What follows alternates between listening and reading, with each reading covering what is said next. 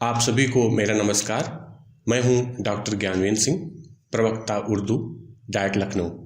बच्चों, उप शिक्षा निदेशक एवं प्राचार्य डाइट लखनऊ के मार्गदर्शन में बेसिक शिक्षा परिषद द्वारा संचालित पाठ्यपुस्तकों पर आधारित शैक्षिक वीडियोज़ के इस कार्यक्रम में आप सभी का स्वागत है। बच्चों, आज की इस वीडियो में हम पढ़ेंगे कक्षा 8 की पाठ्यपुस्तक भारत के महान व्यक्तित्व का पाठ 33 वर्तमान काल के महान संगीतज्ञ। बच्चों, संगीत के क्षेत्र में भारत हमेशा से पूरे विश्व का सिरमौर रहा है। प्राचीन समय से ही यहाँ पर एक से एक बढ़कर महान संगीतज्ञों का जन्म होता रहा है, जिन्होंने अपने संगीत से पत्थरों को भी पिघला दिया, बादलों को बरसने पर मजबूर कर दिया और दीपों को अपने गीतों से जला दिया। बच्चों, आज के इस वीडियो में हम एक ऐसी ही महान विलक्षण प्रतिभा की धनी संगीतज्ञ, स्वर कोकिला, भारत की बेटी, सुर साम्राज्ञी लता मंगेशकर के बारे में पढ़ेंगे। बच्चों, लता मंगेशकर का जन्म 28 सितंबर 1929 को इंदौर में मध्य प्रदेश में हुआ था। इनकी माता का नाम शुद्धमती और पिता का नाम दीनानाथ मंगेशकर था। दीनानाथ मंगेशकर शास्त्रीय गायक थे और एक थिएटर कंपनी भी चलाते थे। वे ग्वालियर राजघराने में संगीत की शिक्षा भी देते थे। एक बार पंडित दीनानाथ के घर में एक उनका शिष्य रियाज कर रहा था। उस वक्त लता की उम्र 5 वर्ष की थी। उनका शिष्य जो रियाज कर रहा था वो गलत राग में रियाज कर रहा था। लता उस वक्त जो 5 वर्ष की थी, उस बच्चे को लता ने टोका और उसको सही राग गाकर बताया। यह दृश्य देखकर लता के पिता बहुत प्रभावित हुए और उनके मन में ये बात आई कि क्यों न लता को भी संगीत की शिक्षा दी जाए। अगले ही दिन से उसी राग से उन्होंने लता को भी संगीत की शिक्षा देनी शुरू कर दी। संगीत की शिक्षा देने के शुरुआत में ही लता के पिता ने उनको बताया कि जिस तरह से कविता में शब्दों का महत्व होता है, उसी तरह संगीत में सुरों का विशेष महत्व होता है। संगीत में गाते समय एक एक शब्द बहुत ही स्पष्ट उभरने चाहिए। लता के साथ ही इनके पिता ने बचपन में ही इनकी और बहनों आशा, उषा और मीना और इनके भाई हृदयनाथ मंगेशकर को भी शुरुआती संगीत की शिक्षा देनी शुरू की। लता ने कभी स्कूली शिक्षा ग्रहण नहीं किया। एक बार जब वह छोटी थीं, अपनी बहन आशा को गोद में लेकर स्कूल गईं। इनके टीचर ने इनको आशा को गोद में स्कूल लेकर आने से मना किया, तो लता को ये बात बहुत बुरी लगी और उन्होंने घर आकर अपनी माँ से कहा कि माँ, मैं अब कभी स्कूल नहीं जाऊंगी और मेरा स्कूल में अपमान किया गया है। फिर वो अपनी जिद पर अड़ी रहीं और दोबारा कभी स्कूल नहीं गईं। लता को बचपन से ही गीत संगीत से गहरा लगाव था। अपने पिता की नाटक कंपनी में वो छोटे मोटे अभिनय और गीत संगीत का काम किया करती थीं। जब लता 12 साल की थीं, तब 16 दिसंबर 1941 को उनका पहला गाना आकाशवाणी पर प्रसारित हुआ। लता जब 13 साल की हुईं, तभी सन 1942 में उनके पिता का आकस्मिक निधन हो गया। लता के पिता की मृत्यु से उन्हें बहुत सदमा लगा। परिवार की सारी जिम्मेदारी बड़ी होने की वजह से लता के कंधों पर आ गई। घर और परिवार का खर्च चलाने के लिए उन्होंने फिल्मों में अभिनय का काम शुरू किया और कई फिल्मों में गाने का भी काम शुरू किया।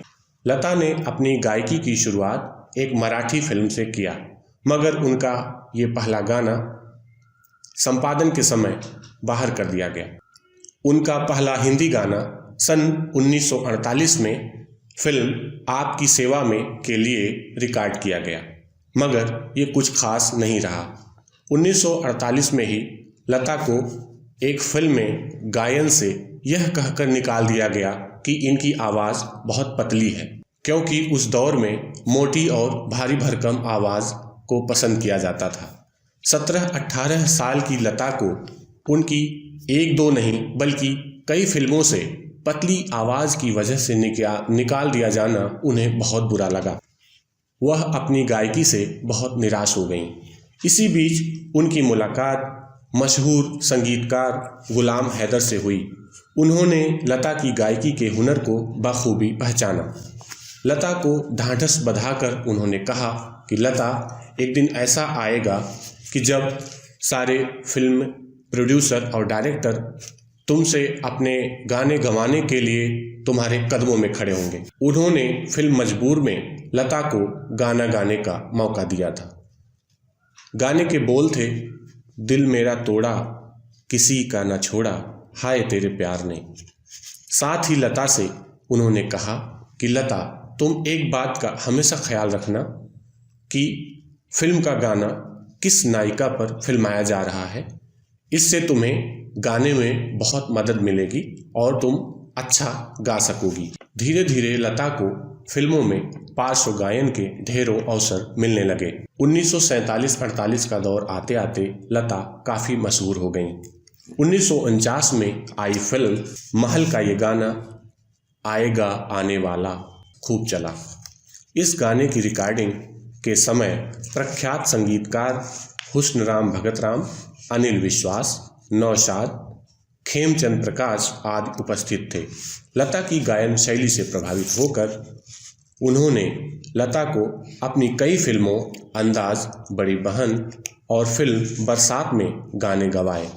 इन फिल्मों के गाने भी खूब पॉपुलर हुए और लता निरंतर कामयाबी के शिखर पर बढ़ते हुए सुर साम्राज्ञी के पद पर विराजमान हो गईं।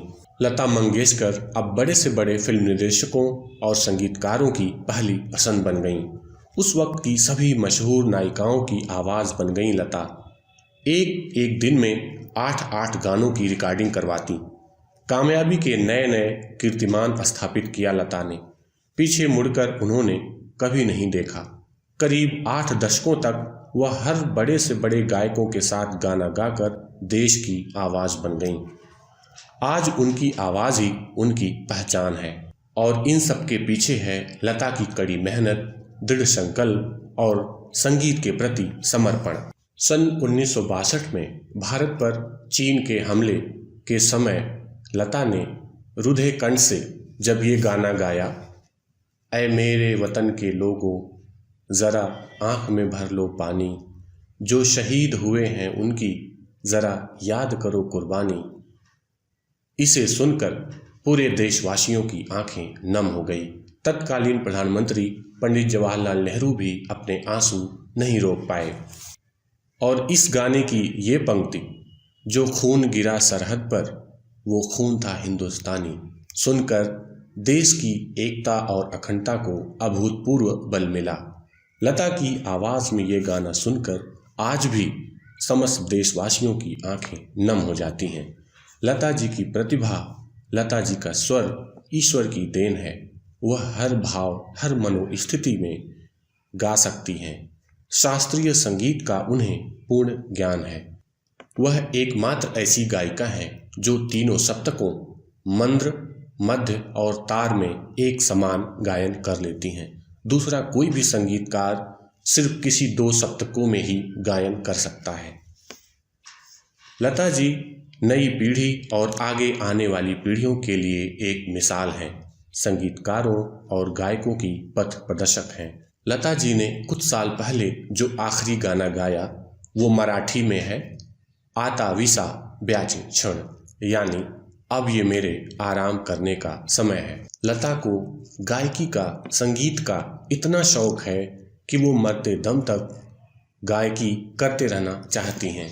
8 दशक से उनकी आवाज़ हिंदुस्तान की फिजाओं में चारों दिशाओं में गूंज रही है। बच्चों, आइए अब जानते हैं लता जी के बारे में कुछ रोचक बातें। लता जी की स्वर की मधुरता का रहस्य है कि वो कोल्हापुरी काली मिर्च बहुत खाती हैं।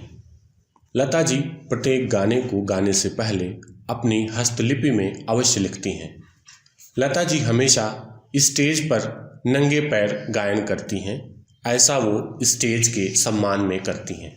Lata ji royal Albert hall London में 1974 में कार्यक्रम प्रस्तुत करने वाली भारत की प्रथम महिला हैं। लता जी सर्वोच्च भारतीय नागरिक पुरस्कार पाने वाली प्रथम पार्श्व गायिका हैं।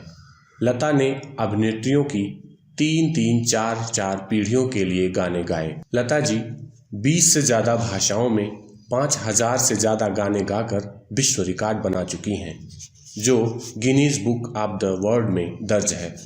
भारत में केवल 2 ही व्यक्ति ऐसे हैं जिन्हें भारत रत्न और दादा साहब फाल्के पुरस्कार दोनों मिले हैं।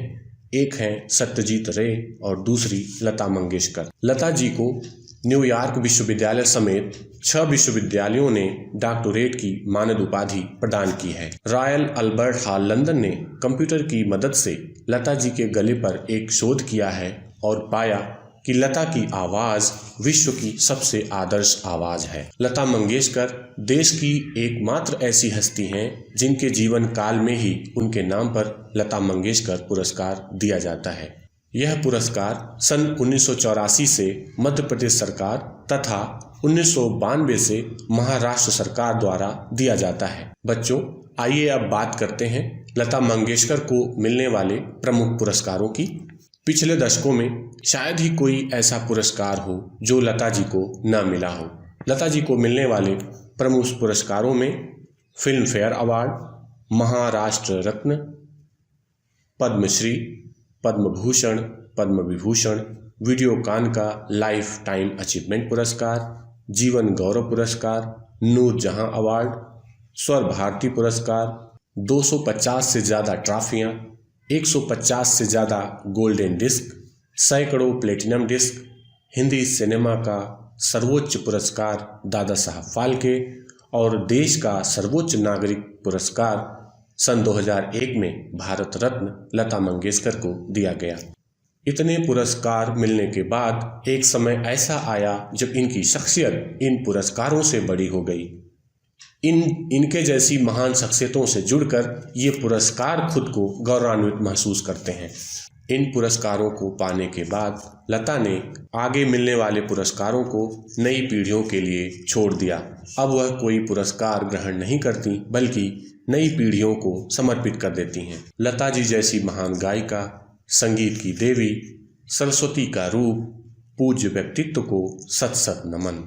लता जी का नाम हमेशा के लिए अजर अमर रहेगा। बच्चों, उम्मीद है आज की इस बातचीत से, आज के इस पाठ के अंतर्गत भारत की महान विभूति सुश्री लता मंगेशकर के बारे में अवश्य जान गए होंगे। तो बच्चों, आइए अब हम इस पाठ पर आधारित कुछ प्रश्नों की तरफ बढ़ते हैं। प्रश्न नंबर 1, लता मंगेशकर का जन्म कब और कहाँ हुआ था? प्रश्न number 2, Guinness book of the world क्या है और लता का नाम इसमें क्यों दर्ज है? प्रश्न नंबर 3, लता मंगेशकर को मिलने वाले प्रमुख पुरस्कार कौन कौन हैं? प्रश्न नंबर 4, लता मंगेशकर को और किन किन नामों से जाना जाता है? प्रश्न नंबर 5, लता मंगेशकर की जीवनी अपने शब्दों में लिखिए। इसी के साथ यह पाठ समाप्त होता है। नमस्कार।